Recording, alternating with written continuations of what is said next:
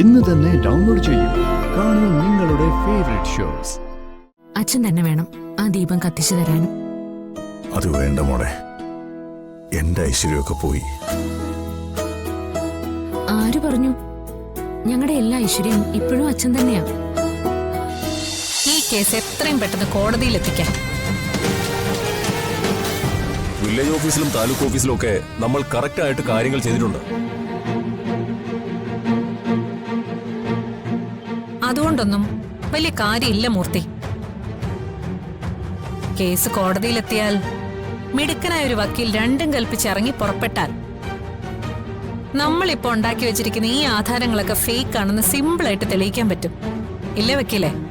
ഉറപ്പായും സാധിക്കും. അതുകൊണ്ട് എന്ത് വില കൊടുത്തും ഈ കേസ് കോടതിയിൽ എത്തുന്നത് തടയാനാണ് നമ്മൾ നോക്കേണ്ടത്. വക്കീല് പേടിക്കണ്ട, അതിനുള്ള കെട്ടുകളൊക്കെ ഞാൻ കെട്ടിയിട്ടുണ്ട്. മാനിപ്പുലേറ്റ് ചെയ്ത് എന്തുണ്ടാക്കിയാലും അതെല്ലാം ഒരു ദിവസം വെളിയിൽ വരും. അത് പ്രകൃതി നിയമോ.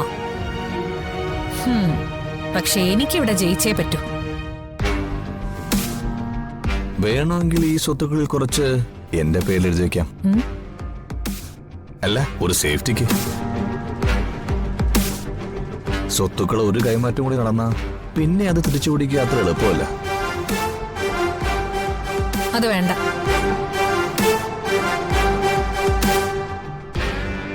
ഇതെല്ലാം എന്റെ അച്ഛൻ അവകാശപ്പെട്ടതാ. എല്ലാം എന്റെ പേരിൽ തന്നെ മതി. ആവേശം കൊണ്ട് പറഞ്ഞു പോയത് അസ്ഥാനത്തായോ?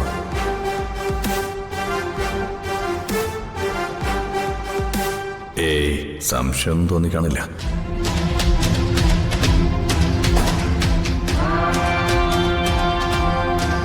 അങ്ങനെ കോടീശ്വരനായ സേതുമാധവൻ വാടകക്കാരനായി. സച്ചിയുടെ ഒരു ഫ്രണ്ടിന്റെ വീട്ടിലാ അവരിപ്പോ താമസമാക്കിയിരിക്കുന്നത്. അങ്ങനെ വെറുതെ ആയതല്ലല്ലോ.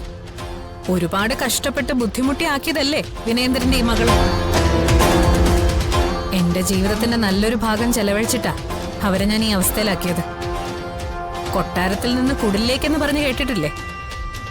അതുപോലെ സ്വന്തം വീട്ടിൽ നിന്നും വാടക വീട്ടിലേക്ക്. അവിടെ ചെന്ന് അവരെ നേരിട്ട് കാണണമെന്ന് എനിക്കൊരാഗ്രഹമുണ്ട്. അതിന് സമയമായിട്ടില്ല. ഇപ്പോൾ നമ്മൾ ശ്രദ്ധിക്കേണ്ടത് അർച്ചന എന്ത് ചെയ്യാൻ പോകുന്നു എന്നുള്ളതാണ്. എന്നെ ചതിച്ചവരോട് ഞാൻ ഒരിക്കലും ദയ കാണിക്കില്ല.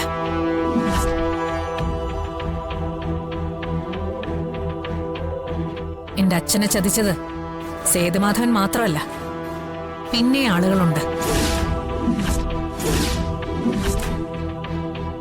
നെല്ലിശ്ശേരി വീട് മുഴുവൻ അതിന് ഉത്തരവാദികളാ.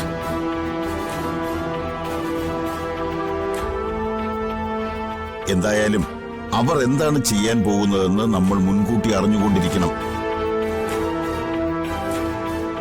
നമുക്കൊരു തിരിച്ചടി ഉറപ്പായിട്ടും വരും വക്കീലെ. പക്ഷെ അതിനെ നേരിടാനാണ് നമ്മൾ ആയുധങ്ങൾ ഒരുക്കേണ്ടത്.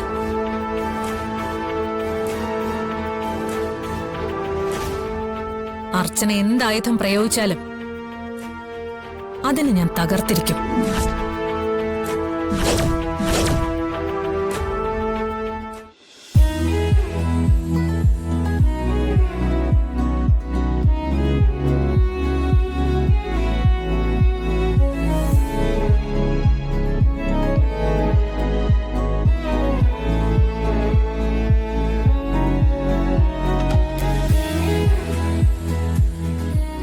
എന്തായി?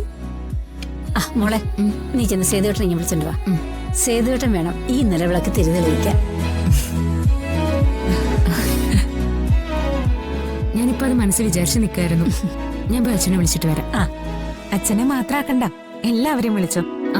ചെല്ലു. മോളെ, നീ ആ പാല് കാച്ചാനുള്ള കലം കഴുകിയ സ്റ്റൗവിലോട്ടൊന്ന് വെച്ചേ. അല്ലെങ്കിൽ വേണ്ട, ഞാൻ തന്നെ ചെയ്തോളാം. നീ ഒന്നും ചെയ്താൽ ശരിയാവത്തില്ല. എവിടെയാടി പാല് കാച്ചാനുള്ള കലം? ഞാൻ എടുക്കാം.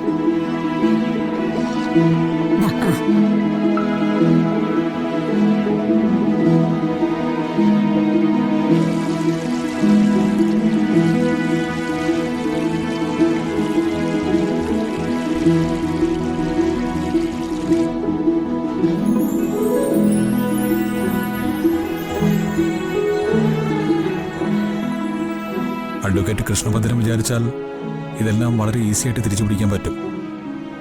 അത്രയ്ക്ക് കഴിവുള്ള ആളാണ് അദ്ദേഹം. അദ്ദേഹത്തിന്റെ കഴിവിൽ ആർക്കും ഒരു സംശയമില്ല.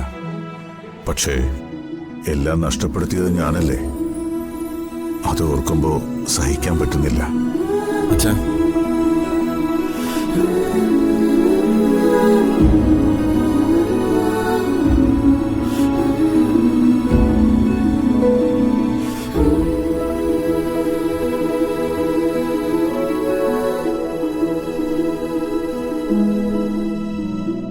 കൊള്ളാം. നിങ്ങൾ എല്ലാരും കൂടി പിന്നെ അച്ഛനെ കരയിച്ചോ? ഏയ്, ഞങ്ങളാരും ഒന്നും പറഞ്ഞില്ല. ഞങ്ങള് കൃഷ്ണഭദ്രൻ വക്കീലിന്റെ കാര്യം സംസാരിക്കുമായിരുന്നു. അത് സന്തോഷിക്കാനുള്ള കാര്യല്ലേ? വക്കീല് കോടതിയിലിട്ട് അവളെ പൊരിക്കും. പിടിച്ചടക്കി കൊണ്ടുപോയതൊക്കെ കെട്ടിപ്പെറുക്കി കോടതിയിൽ തിരിച്ചു കൊണ്ടുവന്ന് തരേണ്ടി വരും അവക്ക്.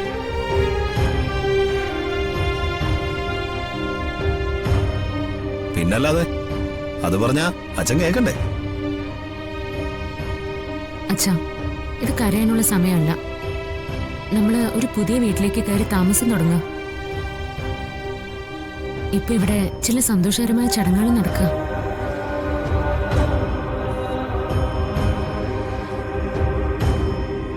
അച്ഛൻ ഇങ്ങോട്ടൊന്ന് വന്നേ. വാ, നിങ്ങൾ വാ. അടുക്കളയിലെ കാര്യമല്ലേ, അത് നിങ്ങൾ നോക്കിയാ മതി. അതുപോരാ, ഐശ്വര്യമുള്ള കൈകൊണ്ട് വേണം ആദ്യമായിട്ട് പാല് കാച്ചാനുള്ള ദീപം തെളിയിക്കാൻ. ആ, അതിനിപ്പോ ഇവിടെ ആരുടെ കൈക്കാ അത്രയ്ക്ക് ഐശ്വര്യമുള്ളത്?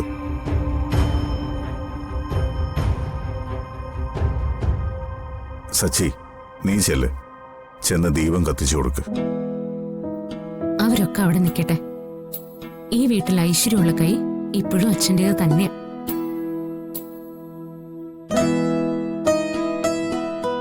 അച്ഛൻ തന്നെ വേണം ആ ദീപം കത്തിച്ചു തരാനും. അത് വേണ്ട മോളെ, എന്റെ ഐശ്വര്യമൊക്കെ പോയി. ആര് പറഞ്ഞു? ഞങ്ങളുടെ എല്ലാ ഐശ്വര്യം ഇപ്പോഴും അച്ഛൻ തന്നെയാ.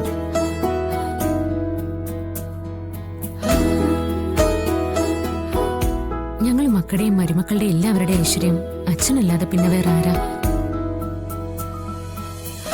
മക്കളെ എങ്ങനെ സ്നേഹിക്കണം, എങ്ങനെ അവരെ വളർത്തണം, കുടുംബം എങ്ങനെ മുന്നോട്ട് കൊണ്ടുപോകണം എന്നെല്ലാം ഞങ്ങൾ പഠിച്ചത് അച്ഛനിൽ നിന്നാ.